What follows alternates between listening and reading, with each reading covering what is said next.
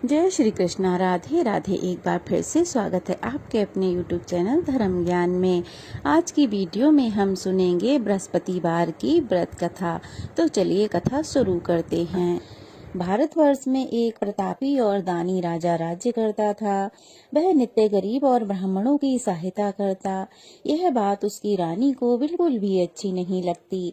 वह ना ही गरीबों को दान देती और ना ही पूजन करती, और राजा को भी दान देने से मना किया करती थी। एक दिन राजा शिकार खेलने वन को गए हुए थे, तो रानी महल में अकेली थी। उसी समय बृहस्पति देव साधु वेश में राजा के महल में भिक्षा मांगने के लिए आए और भिक्षा मांगी। तो रानी ने भिक्षा देने से इनकार कर दिया और कहा, हे साधु महाराज, मैं तो इस दान पुण्य से तंग आ गई हूँ। मेरा पति सारा धन लुटाते रहते हैं। मेरी इच्छा है कि मेरा सारा धन नष्ट हो जाए, ना रहेगा बांस, ना बजेगी बांसुरी। तब साधु महाराज ने कहा, हे देवी, तुम तो बड़ी विचित्र हो। धन और संतान से तो कोई दुखी नहीं होता। पापी भी धन और लक्ष्मी चाहते हैं। फिर तुम ऐसा क्यों कहती हो? यदि तुम्हारे पास अधिक धन है तो भूखों को भोजन कराओ, कुंवारी कन्याओं का विवाह कराओ, प्याऊ बनवाओ, मुसाफिरों के लिए धर्मशाला बनवाओ। ऐसे शुभ कार्यों में अपना धन खर्च करो तो तुम्हारा परलोक भी सुधर जाएगा और संसार में यश भी फैलेगा। परंतु रानी पर उपदेश का कोई फर्क नहीं पड़ा। वह बोली, महाराज, आप मुझे कुछ ना समझाएं। मैं तो ऐसा धन नहीं चाहती जो कि मैं हर दिन बांटती ही रहूं। तो साधु महाराज ने उत्तर दिया, यदि तुम्हारी ऐसी ही इच्छा है तो तथास्तु। तुम ऐसा करना कि बृहस्पतिवार को घर को गोबर से लीपना, अपने बालों को धोना और धोबी के लिए कपड़े धोने को डालना। ऐसा करने से आपका सारा धन नष्ट हो जाएगा। इतना कहकर साधु महाराज वहां से अंतर्ध्यान हो गए। साधु के कहे अनुसार रानी ने ऐसा करना प्रारंभ किया। अब केवल 3 बृहस्पतिवार ही बीते थे कि उनकी समस्त धन संपत्ति नष्ट हो गई। अब तो भोजन के लिए भी सारा परिवार तरसने लगा। तब एक दिन राजा ने रानी से कहा कि हे रानी, तुम यहीं रहो, मैं दूसरे देश को कमाने जाता हूँ, क्योंकि यहाँ पर तो मुझे सब लोग जानते हैं। इसीलिए मैं यहाँ पर कोई छोटा कार्य नहीं कर सकता। ऐसा कहकर राजा परदेश को चला गया। वहाँ वह जंगल से लकड़ी काट कर लाता और शहर में बेचता। इस तरह वह अपना जीवन व्यतीत करने लगा। इधर राजा के परदेश जाते ही रानी और दासी दुखी रहने लगीं। एक बार जब रानी और दासी को 7 दिन तक बिना भोजन के रहना पड़ा, तो रानी ने अपनी दासी से कहा, हे दासी, पास ही के नगर में मेरी बहन रहती है। वह बड़ी धनवान है, तो उसके पास जा और कुछ ले आ, ताकि थोड़ी बहुत गुजर बसर हो सके। दासी रानी के बहन के पास गई। उस दिन गुरुवार था और रानी की बहन उस समय बृहस्पतिवार की कथा सुन रही थी। दासी ने रानी की बहन को अपनी रानी का संदेश दिया, लेकिन रानी की बड़ी बहन ने कोई उत्तर नहीं दिया। जब दासी को रानी की बहन से कोई उत्तर नहीं मिला, तो वह बहुत दुखी हुई और उसे क्रोध भी आया। दासी ने वापस आकर रानी को सारी बात बता दी। सुनकर रानी ने अपने भाग्य को कोसा। उधर रानी की बहन ने सोचा कि मेरी बहन की दासी आई थी, परंतु मैं उससे नहीं बोली, इससे तो वह बहुत दुखी हुई होगी। कथा सुनकर और पूजा समाप्त कर वह अपनी बहन के घर आई और कहने लगी, हे बहन, मैं बृहस्पतिवार का व्रत कर रही थी। तुम्हारी दासी मेरे घर आई थी, परंतु तब मैं कथा सुन रही थी, और जब तक कथा पूरी ना हो तब तक ना तो उठते हैं और ना ही बोलते हैं, इसीलिए मैं नहीं बोली। कहो दासी, तुम क्यों आई थी? रानी बोली, बहन, तुमसे क्या छुपाऊं, हमारे घर में खाने को अनाज नहीं था। ऐसा कहते कहते रानी की आंखें भर आईं। उसने दासी समेत पिछले 7 दिनों से भूखे रहने की बात अपनी बहन को विस्तार पूर्वक सुना दी।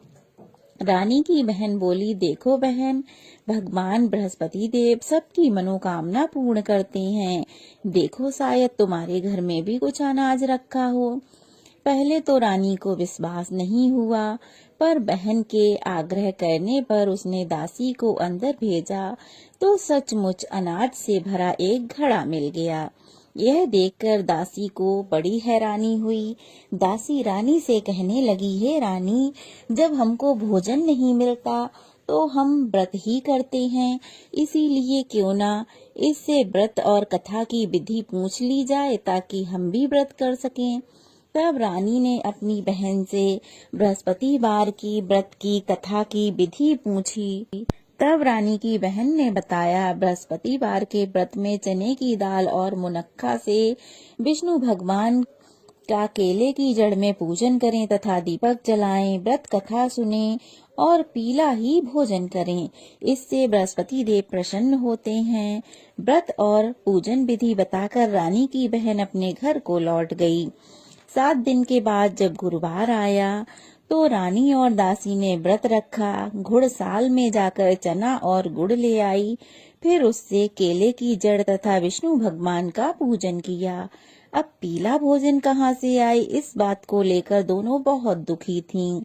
क्योंकि उन्होंने व्रत रखा था, इसीलिए बृहस्पति देव उनसे प्रसन्न थे।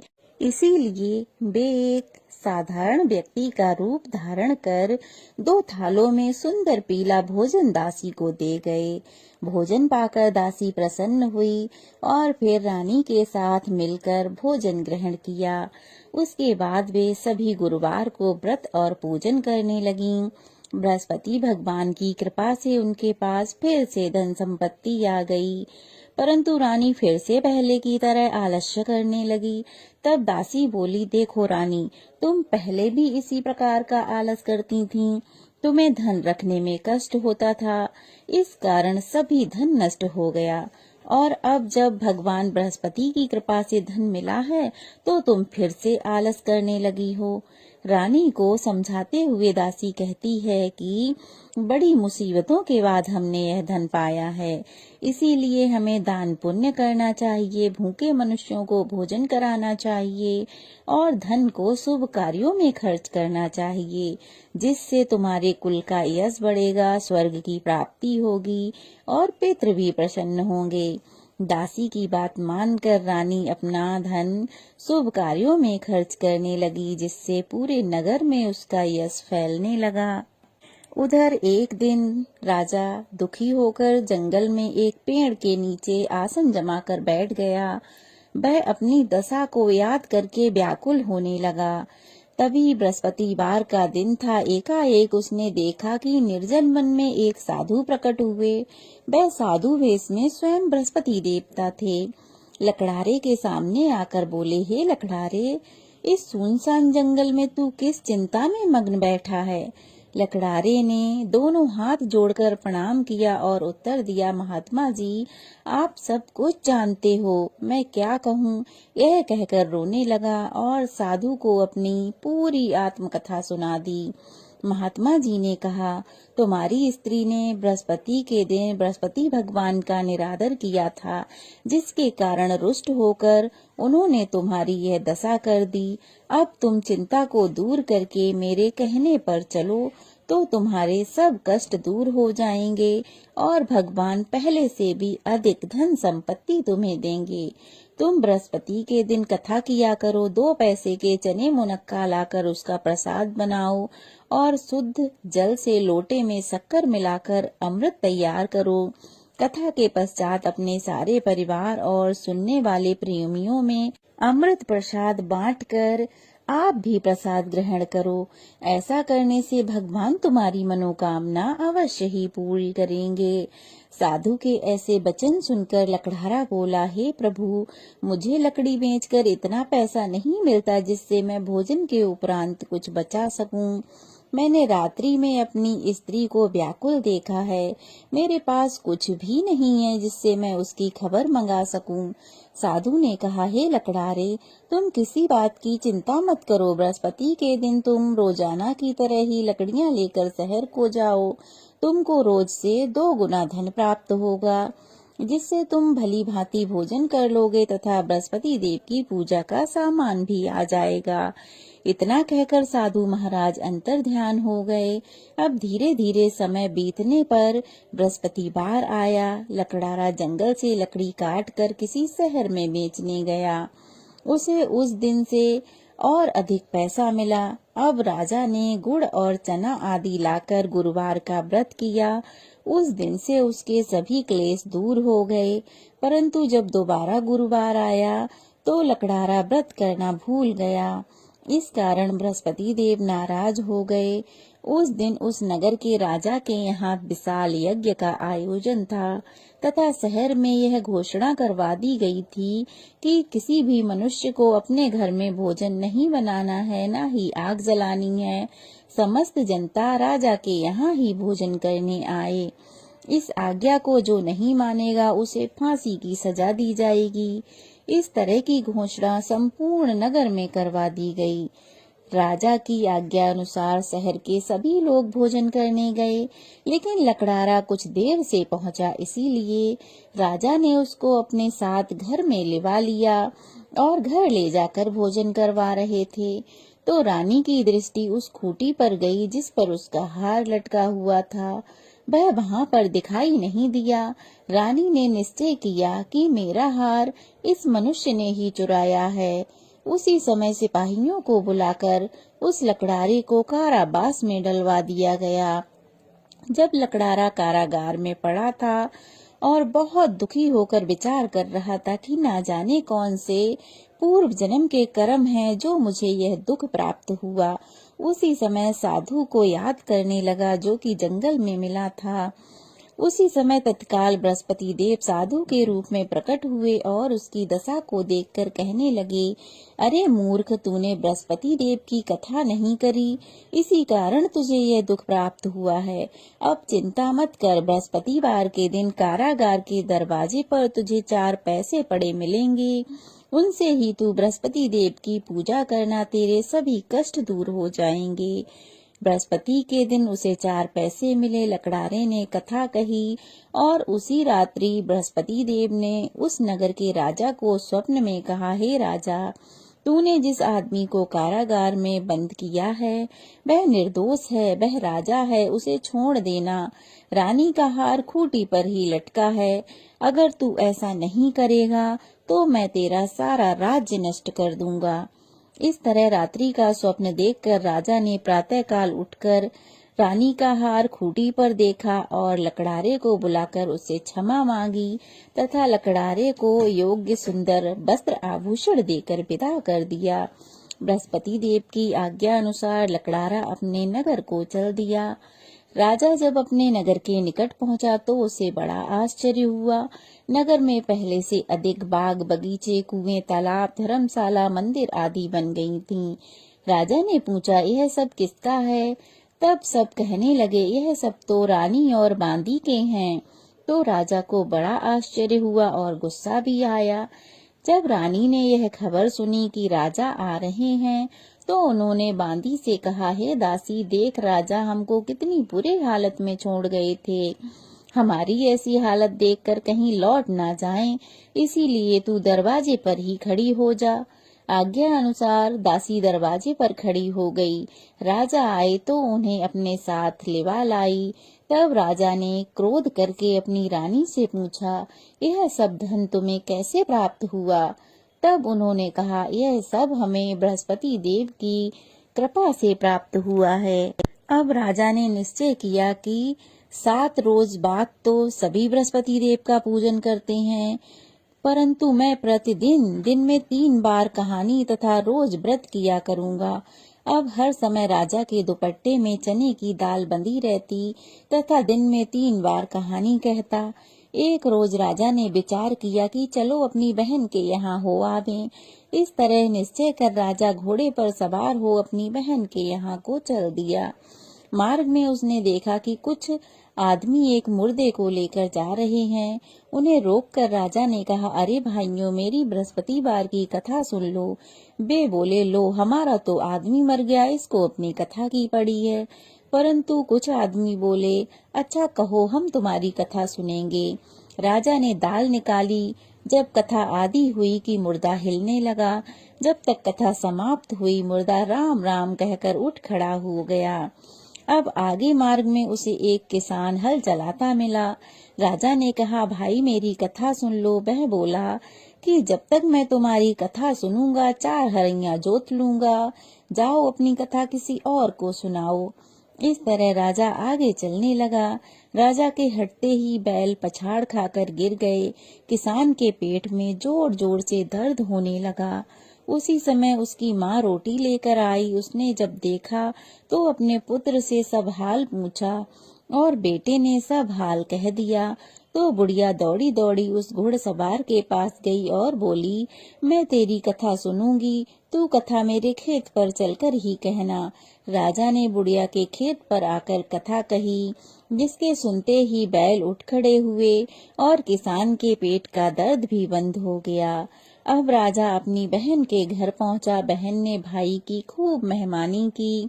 दूसरे रोज प्रातःकाल जागा तो देखने लगा कि सब लोग भोजन कर रहे हैं। राजा ने अपनी बहन से कहा, ऐसा कोई मनुष्य नहीं जिसने भोजन नहीं किया, जो मेरी बृहस्पतिवार की कथा सुन ले। बहन बोली, हे भैया, यह देश ऐसा ही है कि पहले यहाँ सब लोग भोजन करते हैं, बाद में अन्य काम करते हैं। अगर कोई पड़ोस में हो तो मैं देख आऊं। वह ऐसा कहकर देखने चली गई, परंतु उसे ऐसा कोई भी व्यक्ति नहीं मिला जिसने भोजन न किया हो।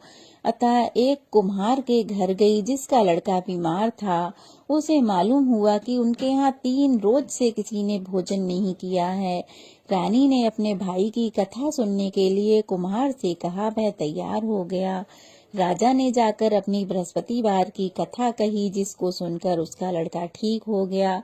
अब तो राजा की प्रशंसा होने लगी।